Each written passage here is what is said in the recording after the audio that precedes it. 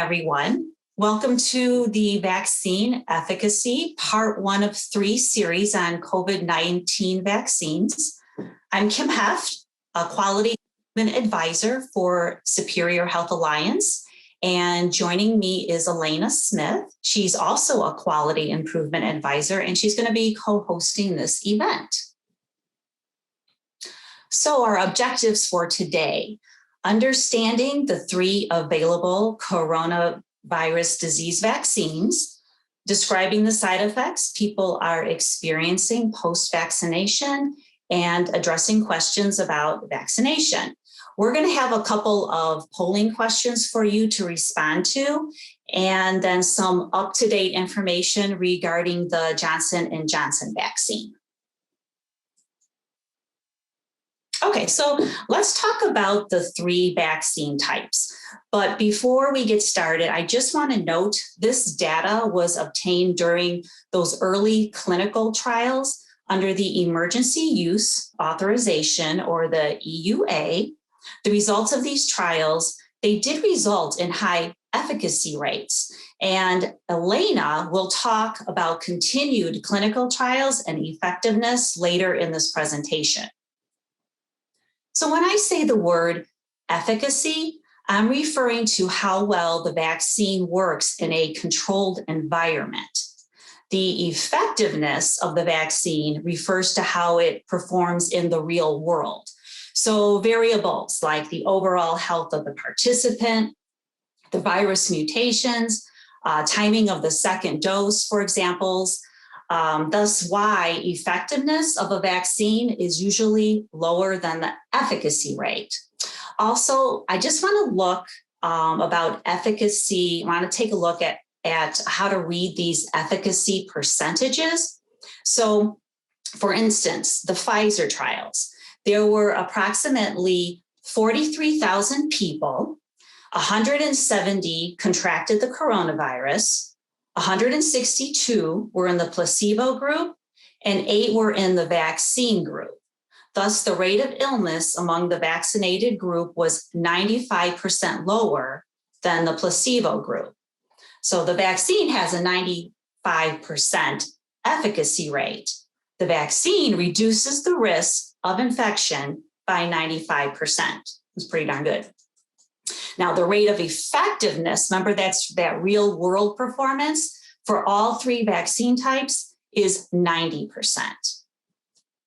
All right, so the Pfizer and the Moderna, they require 2 doses. The Pfizer, the second dose 21 days after the first, and the Moderna is 28 days after the first. And then we know that Johnson & Johnson is just 1 dose. The Pfizer and the Moderna are RNA vaccines. They work by using a piece of messenger RNA that contains the blueprint, or you could say the instructions, for the COVID-19 spike protein. And the J&J, the Johnson & Johnson, is a viral vector vaccine, and it uses a defective or an inactivated cold virus to bring the piece of the spike protein into the cell. And then all 3 vaccines, it takes about 2 weeks for full immunity after all the doses are administered. All right, so what are the common side effects of these 3 vaccines? Well, we've probably heard a lot in the news and on different social media platforms and on the CDC that common side effects are fever, headache, fatigue, muscle pain, redness and swelling in the arm where the injection was. Side effects are more common after the second dose and more likely in younger rather than older recipients. They can also occur up to a week after vaccination, but more likely to occur 1 or 2 days after vaccination and last a day or 2. So other side effects worth noting are here on the right side of the slide, one of them being enlarged lymph nodes under the arm or the axillary region. this is a normal reaction to the COVID-19 vaccine. The CDC actually states that about 11% of the recipients after the first dose and 16 after the second dose will experience this side effect. And I was reading a couple studies, but I'll just quote one in particular, was conducted by Penn State radiologists, and they determined that the enlarged lymph nodes, they don't have any correlation with breast cancer, and that the swelling is a result of the body's way of developing immunity, just like any of the other side effects like fever and chills. I actually, it's a coincidence that this is coming up right now because I made an appointment a few weeks ago to get my annual mammography screening. And I was asked if I had received the vaccine and when I received it.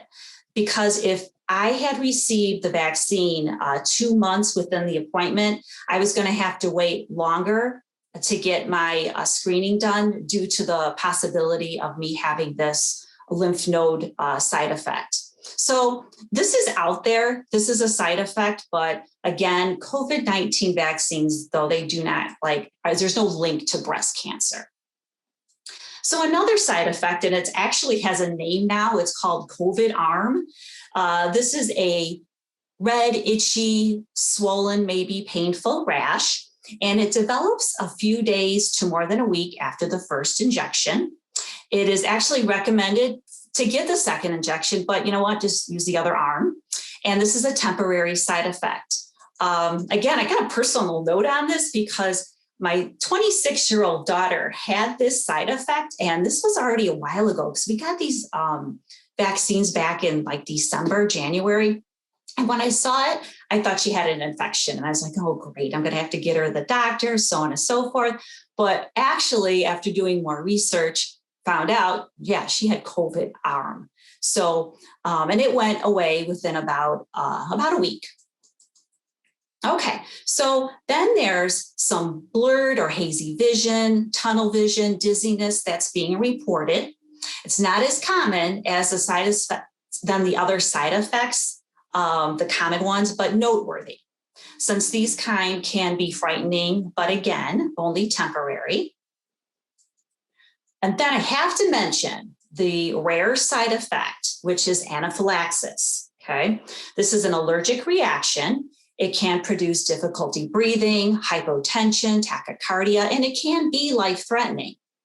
The side effect occurs within 30 minutes after being vaccinated.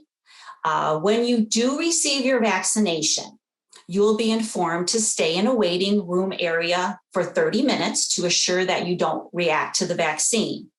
Trained professionals are on site with necessary equipment in case of an emergency. Okay, so if you have had a severe reaction after getting the first COVID shot, it is recommended that you don't get the second one. And if you are allergic to any of the components of the vaccine, you shouldn't get the vaccine either, and speak to your healthcare professional. I wanted to mention one side effect rarity, which is lip swelling, and one unconfirmed side effect, which is Bell's palsy. And I've seen these on some various social media platforms. So lip or facial swelling is a rare side effect of the messenger RNA vaccine. And these are for those individuals that may have received, dermal fillers. And actually, when I was researching all this, I didn't realize, but lip swelling has been noted in other vaccines, such as the influenza vaccine. So again, not only specific to the COVID-19 vaccine. And this side effect can be treated with medication. So it is not something that will, it's temporary, okay? So then what about the Bell's palsy or the facial drooping? The results of this study, and actually this is now not a side effect. I believe this is turning to be not a side effect.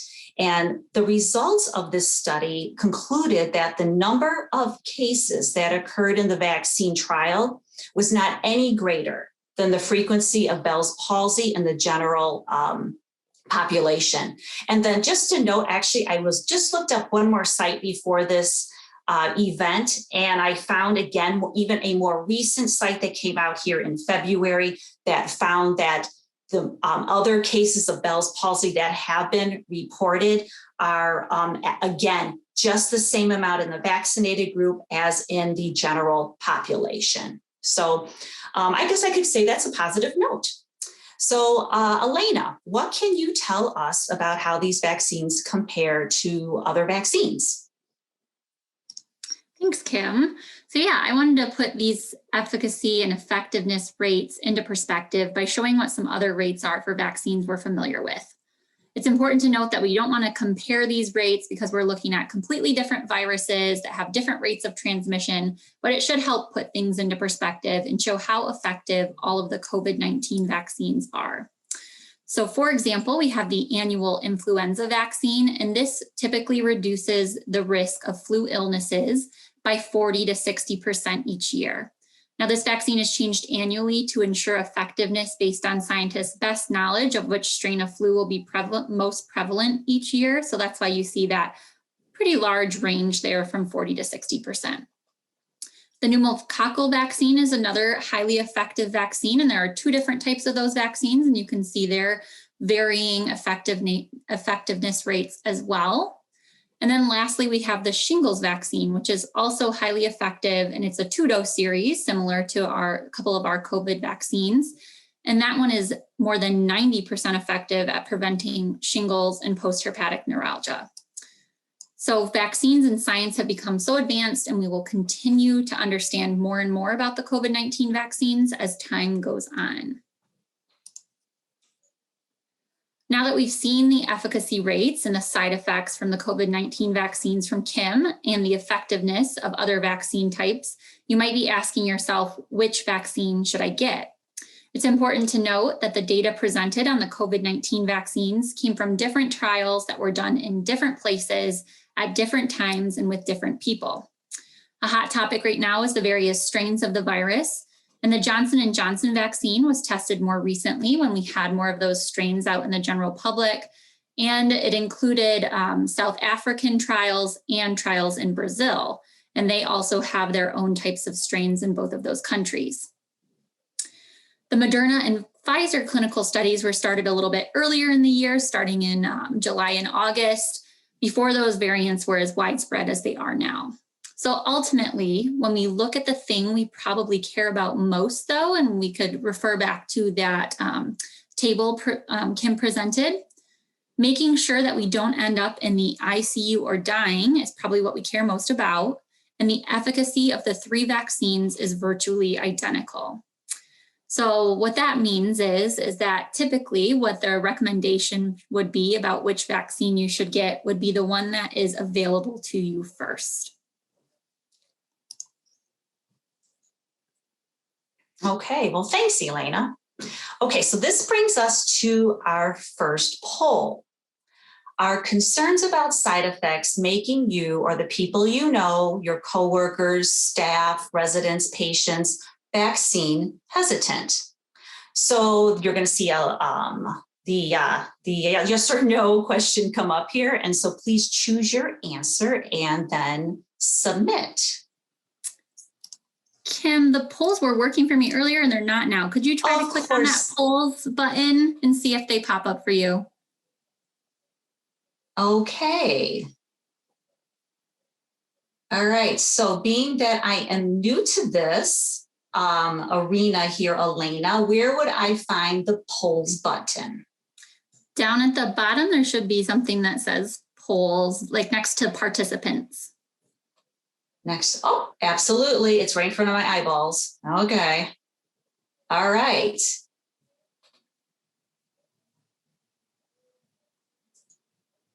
How about now?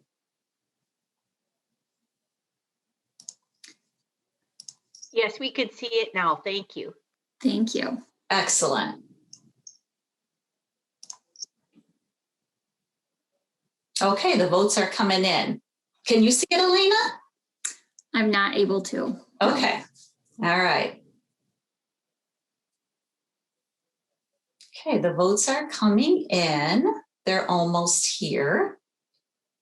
If you're going to take a guess at this, I wondered myself how this might, I was going to think that side effects would be, would overrun, you know what I'm saying, the question here. But just about everybody has answered. And it looks like we are almost at half and half. So we have a 50% say yes, that this is the concerns, our side effects, 40% no, and 10% are unknown. Just very interesting. Yeah. Does anybody want to make a comment about that in any way, or things that you've heard out in the public, or things that maybe our team could take back and try to create more education on, or anything like that? If you'd like to unmute yourself or write anything like that in the chat.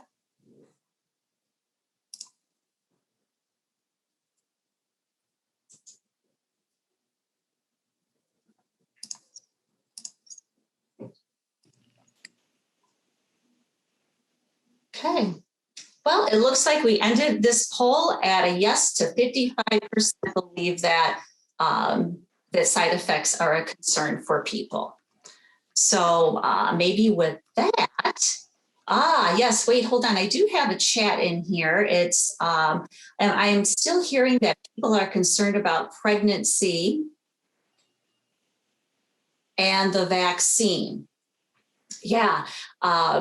Actually, I have a question coming up here about fertility. Will be a little bit will be in the presentation a little bit as far as pregnancy and in the vaccine.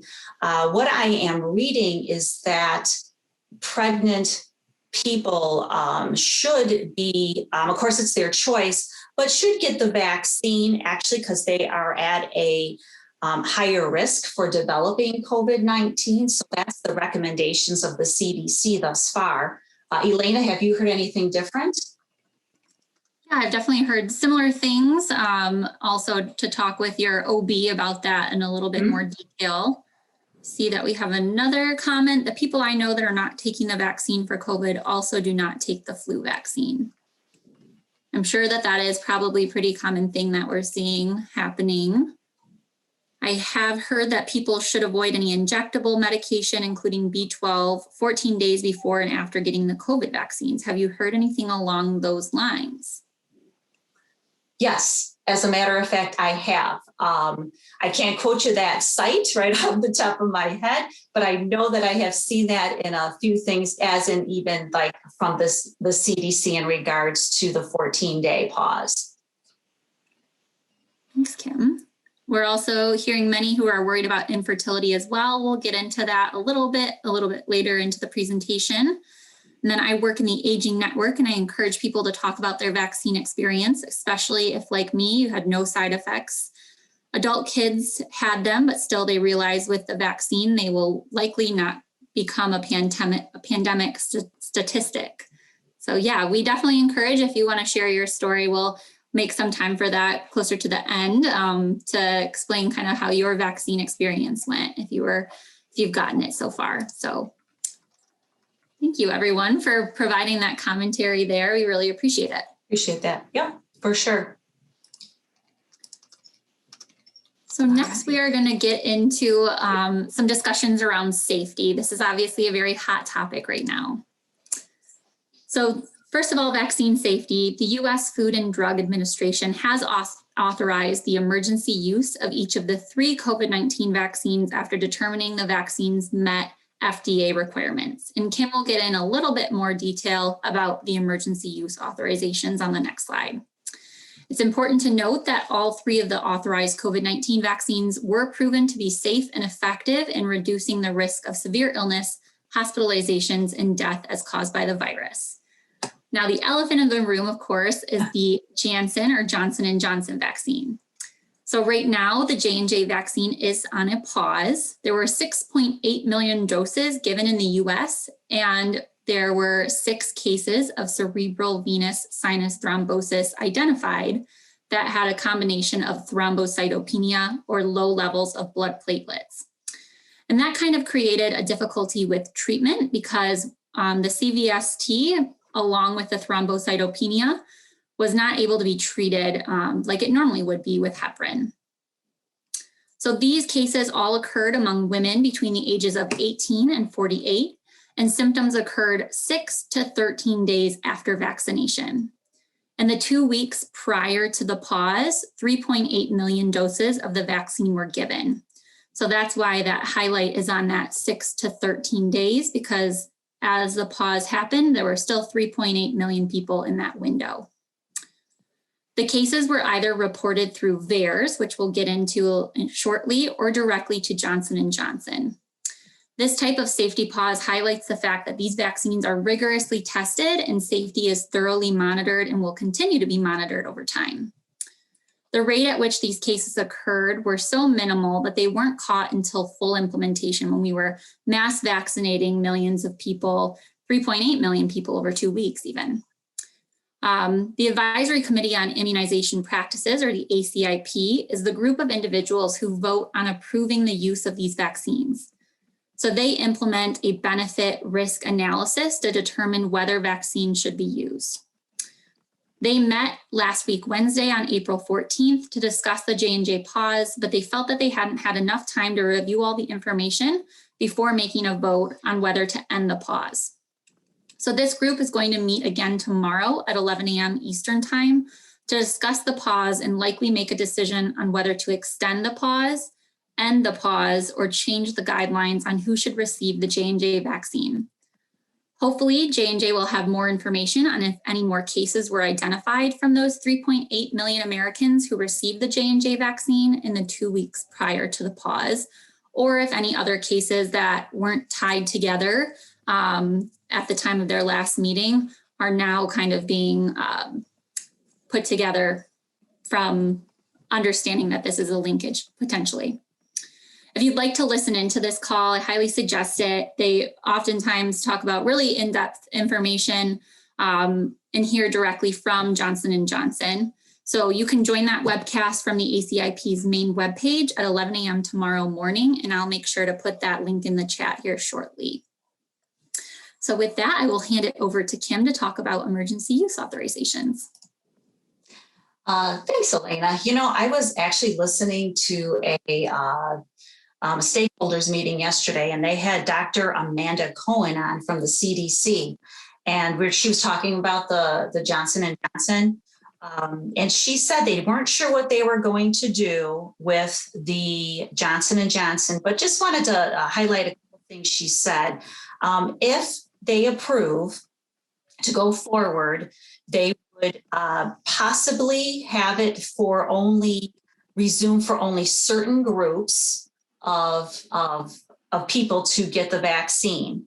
And they said they were going to have to update fall risk evaluation fact sheets, and they would have to, and they also waited another week for this next meeting for tomorrow to see if any further cases had popped up. Thus far, nothing has as of yet. So just a couple things to add.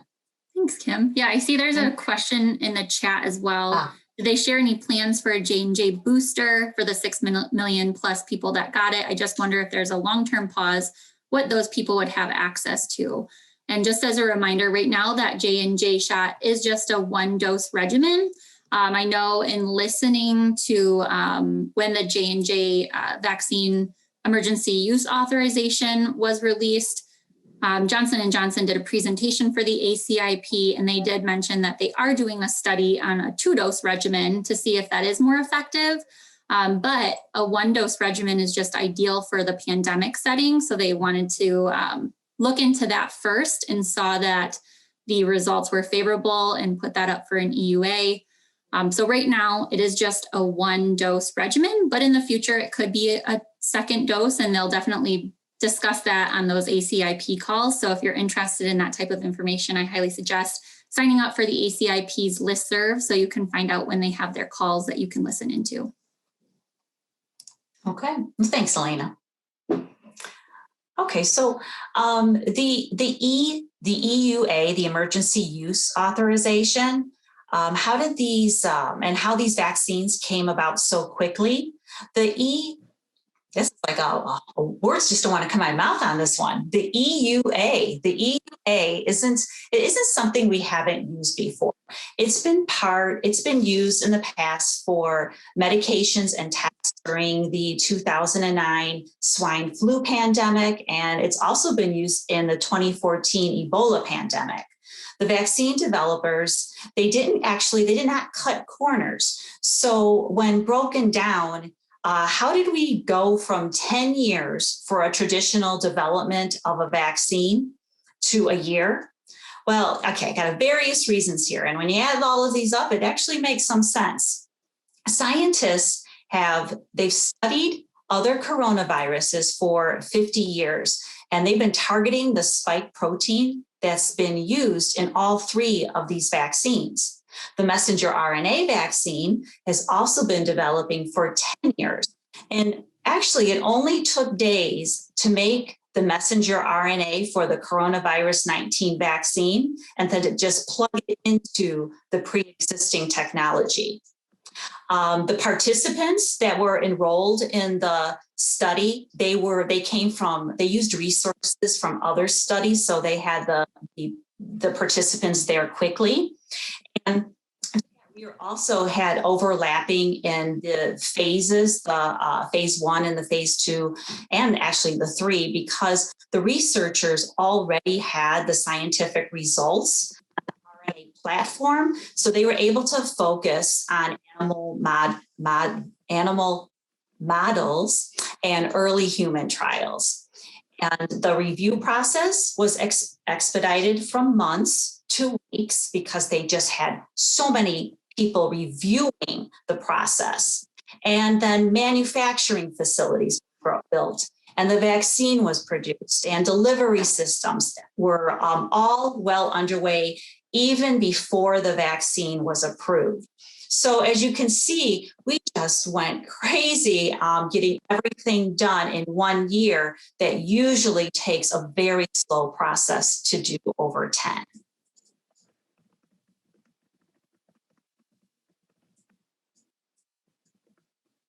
Okay. Thanks, Kim. So next we're going to talk a little bit about continued clinical trials. So it's important to note that even though all three manufacturers have received an EUA, they continue to monitor the participants in their clinical trials and report their findings. So Pfizer-BioNTech was the first manufacturer to apply for an EUA in the US, and they recently came out with more data from 6 months following patient's second dose because they started their trial in July of 2020. Their data confirms the plan to submit a biologics license application to the FDA. And you might kind of be familiar with people out in the public stating things like none of the vaccines have full FDA approval. And I know you just heard from Kim on what that EUA really means and how that is kind of approved by the FDA, but this is probably what they're meaning by full FDA approval, this biologics license application. So Pfizer has kind of announced that they will plan to go after this biologics license application in the near future. Now, we also have a lot of real world results outside of the clinical trials now. As of April 13th, 2021, more than 75 million people in the US have been fully vaccinated against COVID-19. Breakthrough infections of COVID-19 are to be expected because no vaccines are 100% effective at preventing illness. And there will be a small percentage of people who are fully vaccinated who still get sick, are hospitalized, or die from COVID-19. Of those 75 million vaccinated individuals, there have been 5,814 reports of vaccine breakthrough. 29% of those that were reported were asymptomatic, 7% were known to be hospitalized, and 1% unfortunately died. It's important to note that not all of those hospitalization and deaths were necessarily related to COVID-19, but they still fall under those percentages because they did test positive for COVID-19 while they were fully vaccinated. It is important to note that there are still no patterns within these breakthrough cases that would identify one vaccine as lacking in effectiveness or anything like that. But it does highlight the need to continue to protect yourself even after you've been vaccinated until a greater proportion of our population has been vaccinated and our case numbers decrease. So these are those results from that what I mentioned in that last slide, the data that Pfizer now has, and these are from April 1st, and it confirms that protection from the Pfizer vaccine lasts at least 6 months after the first dose. So Pfizer will continue to follow this group of people to see how long immunity lasts. So you can see here that they have that 46,307 clinical trial participants that they followed for 6 months. Of those participants, 927 were confirmed symptomatic cases of COVID-19. The majority of those were from the placebo group and 77 of them were from that vaccine group. So this demonstrates a 91.3% vaccine efficacy rate within this controlled environment or more controlled environment. So these CDC and the FDA have two separate definitions of what that severe disease means. The CDC showed that they have 100% effectiveness in preventing severe disease, and the FDA said it was 95.3%. And then lastly, now that we're so focused on these strains, there is 100% effectiveness in preventing COVID-19 cases in South Africa, where they do have one of those more prevalent strains. Another thing that was recently announced was that Pfizer has a study to evaluate COVID-19 booster shots. So this study will look at the effect of a booster on immunity against COVID-19 caused by the circulating and potentially new emerging variants. So definitely that'll be a important topic that will continue to come up in the near future. So we'll be keeping an eye on that. But we did just want to show you that all of these vaccine manufacturers are coming out with updated data, and we'll continue to do that for a long time come. So another thing that we just wanted to mention was that there are ways that we can be tracking safety and side effects and reporting those and doing our part as well. So the US Department of Health and Human Services tracks safety through the Vaccine Adverse Event Reporting System, or VAERS. Now, anyone can report an adverse event to VAERS. You can click on that website and go there and make a report. But there are two groups of people who are required to report certain adverse events, and those include healthcare professionals, which is likely one way that we are able to find out about that connection between the Johnson & Johnson vaccine and the CVST situation that's happening right now. And then also vaccine manufacturers are required to report all adverse events to VAERS. Another way that you might play a part in this safety and side effects is the CDC launching a vSafe app, which is a smartphone-based tool that sends text messages and web-based surveys to monitor patient side effects post-vaccine. So based on the answers that people enter into that, the CDC reaches out to people to see how they're doing. So for example, I received my second dose of the Moderna vaccine this past Saturday. And every day since then, I've received a text message from vSafe that I can click on a link, and it will bring me to a survey where the first question asks me how I'm doing. Am I good? Am I fine? Or am I not feeling well? The next question asks me about any side effects. Do I have any side effects right at the site of the injection? And then just overall throughout my body, am I fatigued? Do I have any joint pain? Have I had a fever or anything like that? And then it asks if any of those side effects have made it so that you couldn't go into work or that you couldn't perform any of your activities of daily living. So those are the 4 questions I believe that they ask. And then if any of those questions are significant, or any of your answers are significant, then CDC might reach out to you to see how you're doing. So those are just ways that we as people that might be getting the vaccines can help make sure that they are safe and that scientists know everything that they need to know about side effects and safety from the actual consumers. So, and just a note on that VSafe, I know not everyone, I know for me personally, when I got the vaccine, I was given a handout where I was able to just use my phone to scan a QR code to sign up for VSafe, but there are likely ways that you can do it outside of that as well if you click on the website here, because I know not every single vaccine site has been giving out that information, but it's definitely a way that you can get involved. And after the first week where they reach out to you daily, they reach out to you kind of weekly, and then it might expand after that. I just haven't gotten out that far. So Elena, how was your experience, by the way? Because you got the vaccine, right? Did you get both shots? Yes, so I just got my second shot on Saturday. I felt good after the second shot. Obviously, I had a little bit of a sore arm there, but I woke up on Sunday morning, felt a little chilled, but that only lasted about 4 hours. And then I was back to being able to exercise and perform everything that I normally would have done on a Sunday. But outside of that, yeah, I felt great, and it feels so much better now knowing that I'm fully vaccinated and my parents are fully vaccinated and I can go hang out with them safely now. So I'm very excited. Yeah, good for you. I too have received both vaccines. Sore arm, except that the first night after the second injection, I had fever and chills. And I want to say probably for the next 24 hours, I didn't do a lot. I slept a lot. So I did have definitely the common side effects, but I didn't feel too great for about 24 hours. But again, I feel so much better that I am vaccinated. So, yeah. So, okay, so actually this takes us to our next polling questions that we'd like for you to answer. The first one is, are concerns about fertility making you or the people you know vaccine hesitant? And the other one is, are concerns about long-term effects of the vaccine making you or the people you know vaccine hesitant? So let me bring this up.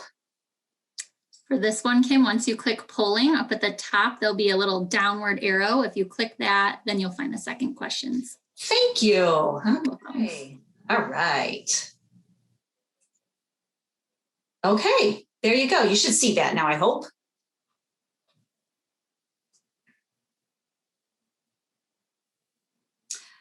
I remember when I first heard about this infertility question. I actually read this on Facebook. This was like a long time ago, and I was working at a nursing home at the time. And oh my gosh, the girls that were young, boy, they had a lot to say, a lot of concerns about this when they first heard it. Agreed. I can definitely relate. I'm of that age group, and I've had friends reach out to me and ask me if I was getting vaccinated. And I, of course, said that, yes, I am. And I think that this is definitely a concern for many women my age. So I think kind of being advocates for looking into this, doing our research, and when people ask us if we're getting vaccinated, we can answer honestly and tell them why. So there you go. Okay, so we are currently at, well, look at that. Our concerns about fertility, yes, is at 0%. Is great. That is, I mean, that is good news to hear, at least from this group. Mm-hmm. And then 63% no, and unknown is 38%. Okay, so actually, I just want to tell you what I found out about this too. I thought it was kind of interesting how this came about the fertility issue. So there's a particular protein found on the spike protein of the virus, and it's also found on the surface of the human placenta. And thus the thought was that the vaccines would recognize the developing placenta as foreign and destroy it. But there's very little similarities between these two proteins. Yeah, they share some small stretches of the same genetic code, but there's not enough for a match. And the best way for me to explain this is, let's say Elena and we both have the number 7 in our phone numbers, you couldn't dial one number to reach her. Okay, you need the entire 10-digit number to call Elena. So that's actually much like the proteins found on the virus and the placenta. The spike protein of the vaccine needs the entire genetic sequence to be able to affect the placenta. And you know what, we would have seen this in fertility issues too when the trials were going on. We would have heard about women having miscarriages or not being able to conceive and so on and so forth. And actually these trials now have been from last June, July. So we should be seeing the immunity results for these infants whose mothers received the COVID vaccine. So that'll be interesting. Mm-hmm. And also have current studies are underway speculating that the vaccine passes in immunity to the infants with breastfeeding. So I thought that was kind of interesting on how that whole infertility issue came up. Yeah. And then our next question about the long-term effects, our panel here said, our participants said yes to 50%, no was 38%, and unknown was 13%. So while this is true that time is of the essence, because when you think about it, we'll really never know the full effects of these viruses until time goes by. But there are a few things, though, that we do know. The vaccine trials for monitoring side effects, they are 8 weeks long. And actually that was done for a purpose because vaccine history, all the history you've done shows that side effects develop within the first 8 weeks of the vaccination. So there was the reason for that. We also have strong evidence that the messenger RNA vaccines, they're not going to cause long-term harm. And that's because the messenger RNA, it has been studied in people during some phase 1 and 2 trials with an HIV vaccine, rabies, and Zika vaccine, and actually even in some cancer treatments.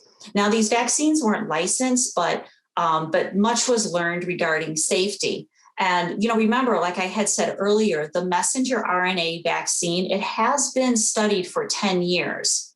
And then lastly, the scientists, they designed the messenger RNA vaccine in a way that it ensures it does not stay in the cell longer than needed to generate immunity. So it breaks down into cellular debris and exits the body.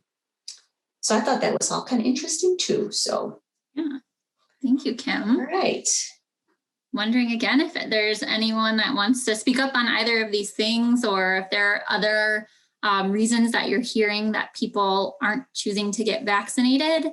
Again, we will use all this information to kind of drive some of the things that we talk about in the future.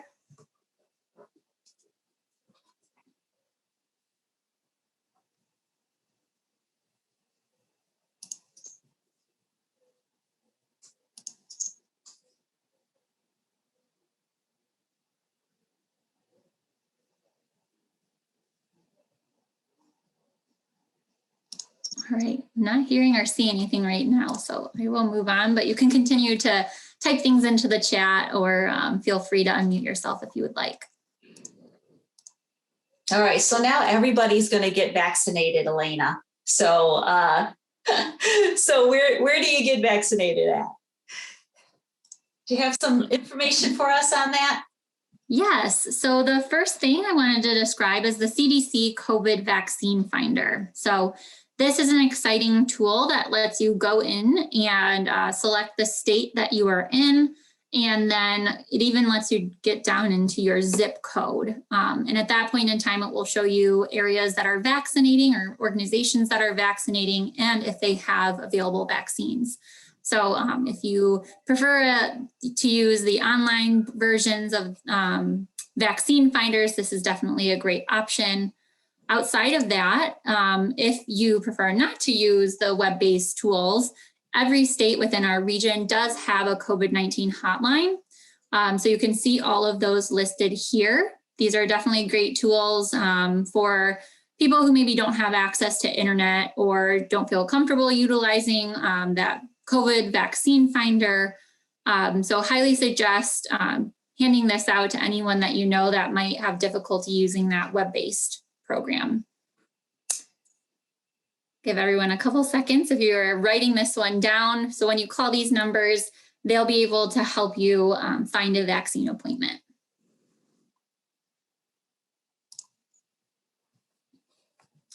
Okay, well, we're almost here to the end of our presentation. I hope the information that we shared could be useful for you or others, maybe in your nursing home or communities. Based on my past experiences, communication efforts can be challenging, especially when trying to reach out to frontline staff. So, I mean, depending on the size of your community, it could be hundreds of people. So I was thinking about a few ways to enhance what you currently have in place. So if you liked what you heard today and you want to reach out to your frontline staff, maybe there's some maybe you have televisions in your break rooms or some other areas where you could broadcast this event. Maybe your payroll platform has a means to post links to events and educational materials. If you don't have a list of all your employee emails, maybe that's something you'd like to do, because then you could send out e-blasts about education and different messages and events. And does your training platform, does that have materials to be uploaded and you could assign to them? Even some of the call light pager systems, they allow short messages for you to say, hey, watch this on vaccine efficacy with a link. So there's just so many ways to reach out to your staff. If you can think of anything within the next few, couple minutes before you leave here, please drop something in the chat of other communication efforts. Appreciate that. And then I just like to give you all a reminder that if you have not done so already, could you please complete your organizational assessment through Superior Health's data portal. It's called Key Metrics. Once this assessment is filled out, Superior Health, we can help better assist you with your quality improvement needs. If you're struggling on the best way to complete this, it'll take about maybe 30 minutes. Maybe bring it to your QAPI meeting to complete as a team. That definitely might help speed the process, and you'll get some good ideas out of it. The assessment is due May 28th, and if you need assistance, please just use the link here on this slide. Thanks, Kim. Yeah. That is the end of our content today. So I figured, I know that there was some comments earlier in the chat about people sharing their experiences with the vaccine. So if anyone would like to either put that in the chat or share by unmuting yourself. I do think that Kim and I both got the Moderna vaccine. So we have from that perspective to share, and we did have different experiences. And I know for the most part, I think that's what people are experiencing. There's not going to be a sign. There's not a one size fit all here. My experience was different than Kim's and will be different than yours. But I think a takeaway here, or a few takeaways, are that it's protecting us from what could be a very serious illness. And it's going to lead to all of the things that we're so looking forward to. Once the greater proportion of our population gets vaccinated, we'll start to see some normalcy come back. So we definitely encourage you to feel free to unmute yourself to share, or to put anything in the chat if you feel comfortable to do so. Well, what do you say? We cut it off here a couple minutes early. On May 6th, we are going to be having our second of 3 series. The next one is on, let's see here, it's with nursing home staff members and why they chose or chose not to get vaccinated. So we will have a panel of those people to talk about their experiences, and that will be with 2 other advisors. So please join them on May 6th, and we absolutely appreciate all of you that have joined today. Thank you so much. Thank you.